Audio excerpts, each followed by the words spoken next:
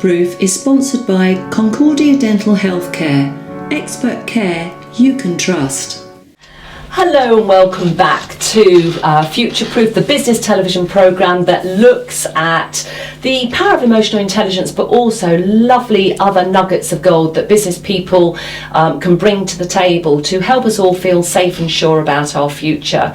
And today I have a guest, Paul Beckett, who I've known for many years, and in the first half he was talking about how he and Richard set up his business, or their business, called Florum, and the initial, if you like, USP of the business, unique selling point, was about dealing with Japanese knotweed. They've since expanded out to other things, and in this second half we're going to be talking about why Florum, and also the power of emotional intelligence, or Paul's understanding of it, how it's used in the business, and of course the all-important presence, or maybe oncoming presence, of artificial intelligence or machine learning in his world.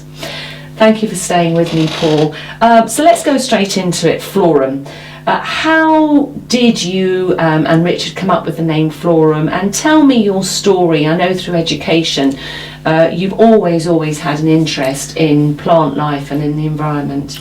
Yeah, well, I guess I've always been interested in science, how things worked, and particularly how plants and animals work. So biology was what I studied at university. And the link to that, I focused on air pollution impacts on plants, and that's what my PhD was on. So I've always been interested in the environment and biology and the interaction between the atmosphere and plants. So I actually started work as in consultancy, more as an air quality consultant. But I also did a bit of ecology. I still did a bit of plant stuff, and it was while I was at work, and in fact actually it was while I was a conservation volunteer at university, that I started dealing with Japanese knotweed. And we saw through the work that Richard and I were doing when we worked for a big PLC company, that there was an opportunity to provide good advice and contractor services for dealing with Japanese knotweed. So we set up Florum.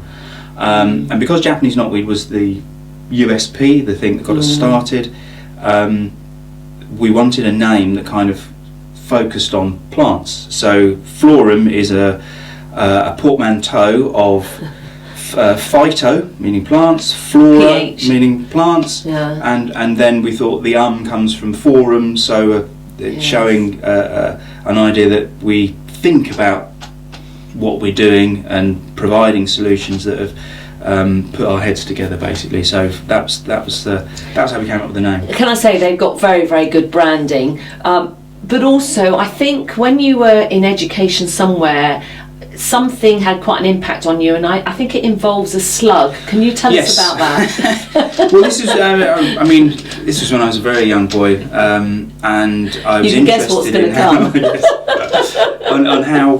how animals and plants worked. And so I took my penknife and I cut a slug open, and I thought that it would be like a jelly baby. Yeah, it'd be the same homogeneous material, jelly-like material all the way through. But no, it was full of brightly coloured organs, and that fascinated me. I mean, what they did, how it worked, and that's kind of why I got into. So, if anybody's protective about slugs, please know that that incident led you on this massive journey to actually help protect and improve the planet moving forward, which I know does involve building work and from the health and safety and people's fears also about ongoing insurance issues around building work. But that is all about future proofing. We need housing, we need business premises, we need all this stuff for the world moving forward. So do first of all Google them. Actually, before we move forward on the emotional intelligence, if somebody wanted to find out more about Florum and what they're up to, how do they find you, Paul? Well, our website, florum.com, with a PH, PHLORUM. And we have links on there to our social media. We post quite a lot of pictures of, particularly in the summer when we're doing ecology surveys, of interesting things. So I've got a hummingbird moth to put on, a little video of that. If you've ever seen a hummingbird moth, they do look like little hummingbirds. And around here we've had a lot of butterflies coming in from the Mediterranean and Africa, which has been quite interesting. You might have seen in the news about the painted ladies, the super bloom painted ladies. We've also had the long-tailed blue butterfly, which is an infrequent visitor to Brighton, but it's known to be around here. So there's some pictures of those, I think, on our social media. So well worth having a look. Yeah, so lots of that sort of stuff. So this programme wouldn't be the programme if we don't talk about emotional intelligence. So what does that term, I know you've heard it before, but what does it mean to you? Well, I mean, I guess it means, to me, understanding what drives other people, or what are their triggers, maybe that's the wrong word. I think it possibly links in with my two tenets of consultancy that I'm always talking to our people about.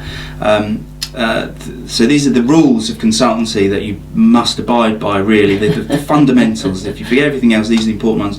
The first one is to manage clients' expectations, and by that I mean I want my guys to know if they're going to be delivering bad news, to know what the client thinks they're going to be getting, and if there's a discrepancy, then that needs to be addressed straight away.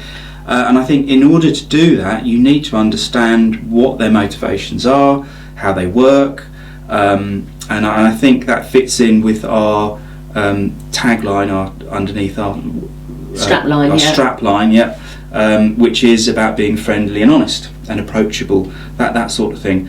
And then the second tenet is really cover your arse, or cover your back. That's a technical term. Yes, which is essentially, it means that if in every situation you need to think as a consultant, if I'm presenting this information, what will the client think about it? So how might they point the finger of blame back at me if it's bad news, for instance? Yes. And then you can say, well, okay, well, this is where it was laid out. Yes. I think if you just have that mindset of being careful about what you do, which is really what I'm saying, rather than...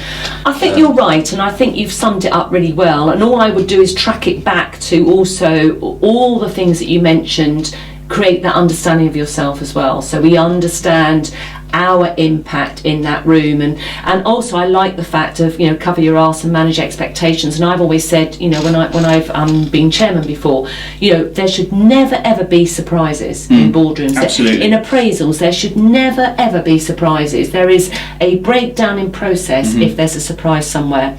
We literally just have a couple of minutes, Paul, and I don't want to leave here without talking about presence of artificial intelligence and what that means in your world. And when we were preparing, you did talk about weather data. Could you just say in a few sentences the presence of AI? What does it look like moving forwards, or machine learning? Well, to be honest, I mean, it creeps into, or is creeping into, some of the models that we use, the computer models we use for things like modelling dispersion of air pollutants. Particularly with weather data, we're less reliant on weather station data because there aren't many anymore. It's old-fashioned, really. So we use computer models. So is it more satellite now? Then is that? No, it's computer. It's models. It's modelling the atmosphere, and those are developing more AI tools. But I think a lot of machine learning, particularly, is creeping into a lot of just business processes that we do, how we get data about business opportunities, marketing, that sort of thing.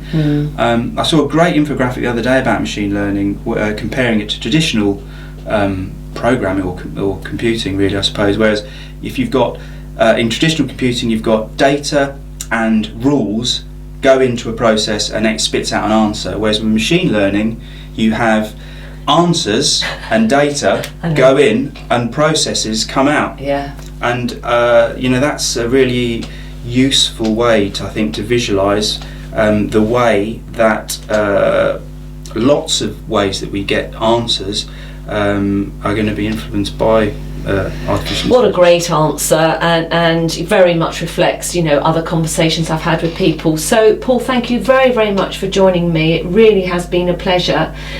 Could I ask you for one last word, if you had to give an inspirational word of attitude, an attitude that will serve people, or maybe advice for your children, what one word would you give them to say, hold this in your back pocket and let it empower you? Do you have a word? Well, hope, really. Don't give up hope. I mean, I think there's a lot of things to be depressed about at the moment, but to be honest, I see a lot of hope. I see a lot of change that, particularly with regards to climate change in the environment, that we are actually finally going to be doing something about it that will have an impact. Fantastic. You've been an inspiration, Paul. Thank you so much. Have a great week and be filled with hope. See you soon. Thank you very much.